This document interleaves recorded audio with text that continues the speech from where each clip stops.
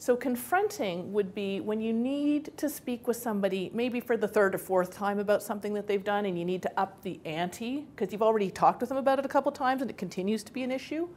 Or the thing that they've done right out of the gate is so unacceptable that you're not going to have 1, 2, 3 conversations in the hope that they change it. You need to confront them right out of the gate and say it's not okay. So in those situations, you insert a step after naming your contribution, which is you identify what's at stake if they don't change their behavior. And we're even encouraged to use that language of what's at stake. So let me give you an example. I had a friend who called me up one day and her son had taken the family car without her permission. So when I'm speaking with her, she's all up in arms about it. So she said, he's taken the car, da, da, da, and she's really upset. And she said, I'm going to confront him. And she knew about these steps. So we're walking through the steps and I'm trying to be mindful of her emotional tenor. And we get to the part about what's at stake. So I said, what's at stake here? What's the consequence if he does this again?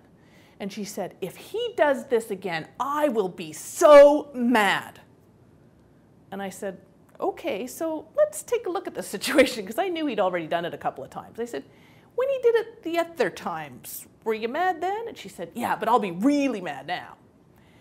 And the thing about what's at stake is it has to be at stake for the person that you're speaking to.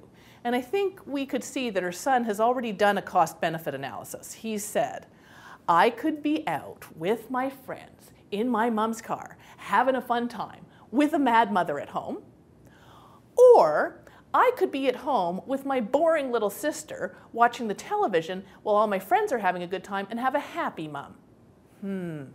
Which one do I choose? Well, we've seen which one he chose. He's busily driving downtown in her car. So her being mad isn't enough at stake for him. So I reminded her that at stake needs to be for the person you're speaking with.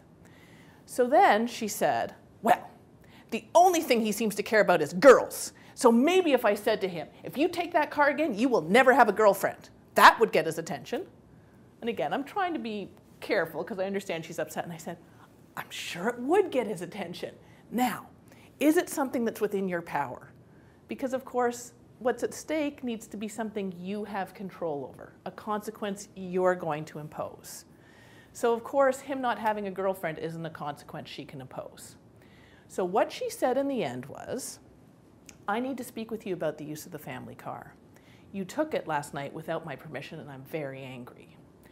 I may have contributed to the situation by not letting you know the last time that this could never happen again.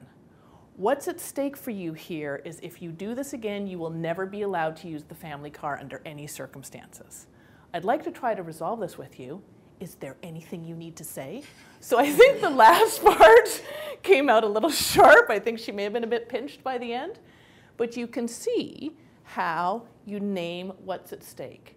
And we can certainly do that in workplace context as well. So it has to be something that's within your control, a consequence that you're prepared to impose, and whether it's you're going to speak to the person's manager, or whether if you are the manager, you're going to put a letter in the file, there's going to be some consequence if they do the action again. And then you leave it to them to decide how they want to behave.